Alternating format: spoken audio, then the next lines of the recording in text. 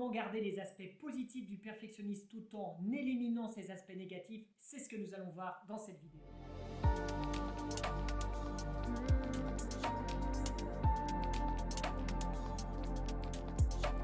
C'est Xavier, coach anti-procrastination. Tu peux t'abonner d'ores et déjà à cette chaîne YouTube.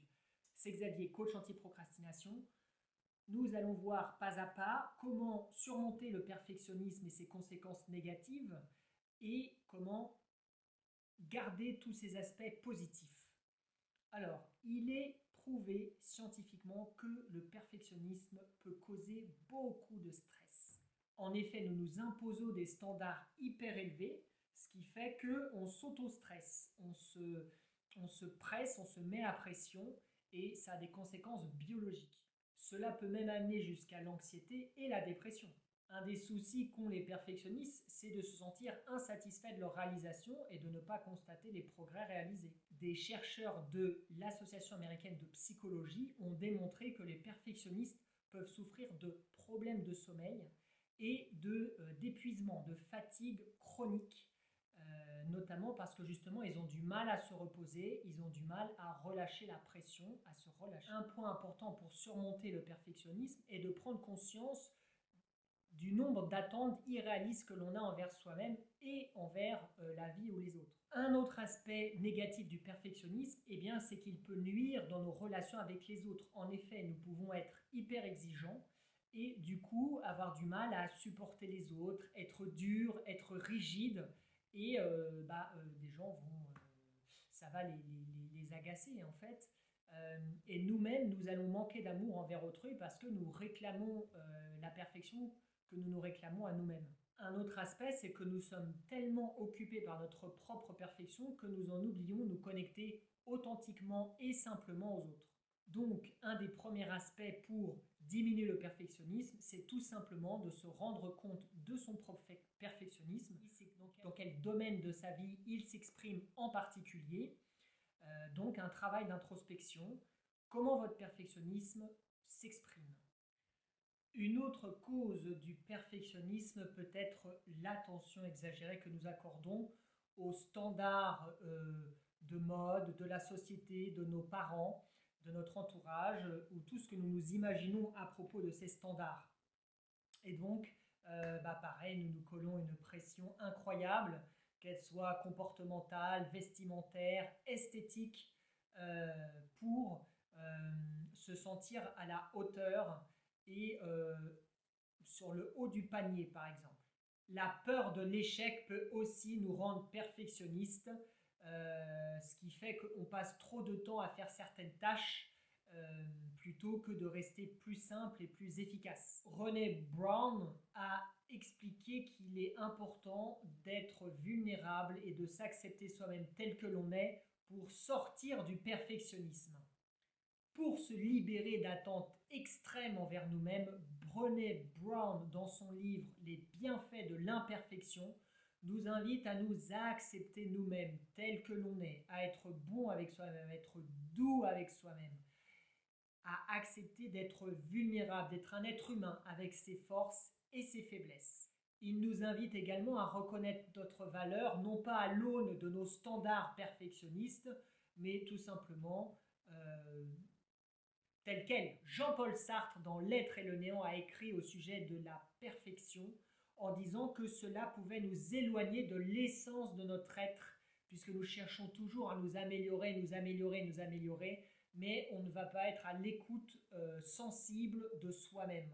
Un autre aspect pour se libérer d'attentes irréalistes, c'est de fixer des objectifs réalistes, notamment avec la méthode SMART, spécifique, mesurable, atteignable, réaliste, temporel.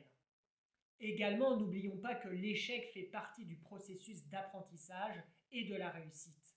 N'oublions pas que se libérer du perfectionnisme demande du temps, demande de la patience, demande de l'introspection. Nous retournerons certainement dans nos penchants premiers, mais avec de la sagesse et de la persévérance et de la douceur envers soi-même, il est possible jour après jour de se libérer de ce fardeau perfectionniste.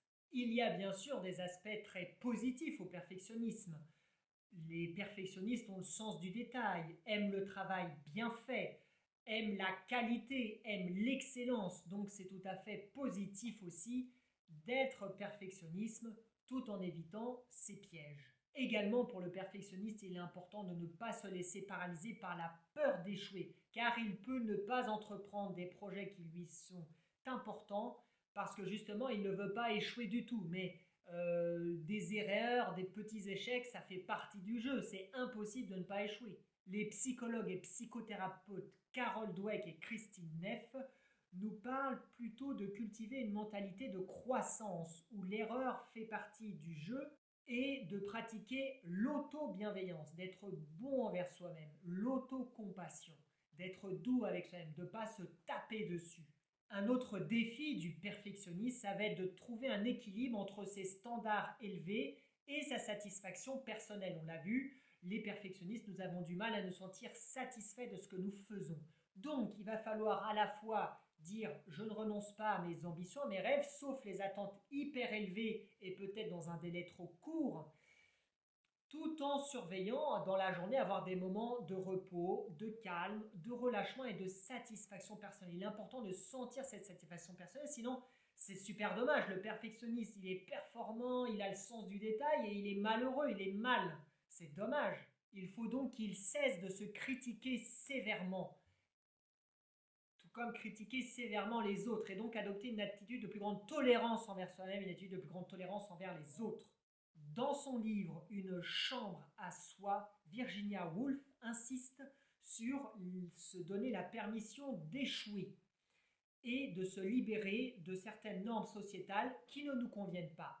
Christine Neff, toujours une psychologue américaine, a démontré que l'autocompassion développait la capacité de résilience, c'est-à-dire de résister aux chocs psychologiques et émotionnels, de développer sa motivation et d'avoir une meilleure santé. Une autre astuce pour sortir des méfaits du perfectionnisme, c'est de cultiver la gratitude. Martin Seligman, qui a écrit sur la psychologie positive, a démontré les bienfaits de la gratitude. En effet, elle nous permet d'augmenter notre satisfaction personnelle et de développer notre résilience et de meilleures relations sociales. Pour gérer l'échec, plutôt que de considérer que c'est dramatique, eh bien, il faut simplement se dire que ça fait partie du jeu, c'est de l'apprentissage et comment je peux en tirer des leçons. Et comme le dit Marc Aurèle, ce ne sont pas les faits qui troublent les gens, mais la perception que nous avons de ces faits. Et enfin, inspirons-nous de Steve Jobs qui pense que c'est plus désespérant de ne pas essayer quelque chose que d'avoir peur d'échouer. Un autre trait négatif du perfectionniste, c'est qu'il a du mal à déléguer. Il veut tout faire tout seul. Donc, pour certaines choses, si c'est possible pour nous, eh bien, déléguons. Également, le perfectionniste peut avoir du mal à demander de l'aide. Donc, tout simplement, ouvrons notre vulnérabilité et acceptons de demander de l'aide aux personnes compétentes. En effet, selon Brené Brown, le fait de demander de l'aide est en fait un acte de courage. Enfin, pour ne pas être trop encombré par notre perfectionnisme, nous pouvons mettre en place des routines de gestion du stress, de relaxation, de pause méditative. Vous aurez plusieurs vidéos sur ma chaîne à ce sujet. Un autre aspect pour sortir du perfectionnisme, on l'a vu, c'est de remettre en question nos pensées, nos croyances irrationnelles à propos de nous-mêmes et à propos de ce que le monde attend de nous.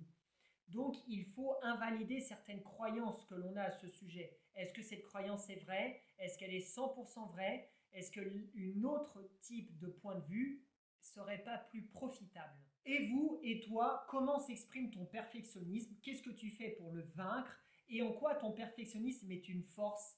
N'hésitez pas à me le dire ci-dessous. On va pouvoir discuter ensemble. Merci d'avoir regardé cette vidéo. N'oubliez pas de lâcher un petit pouce si vous avez aimé cette vidéo et de la partager si vous pensez qu'elle peut être utile à quelqu'un. On se retrouve très vite.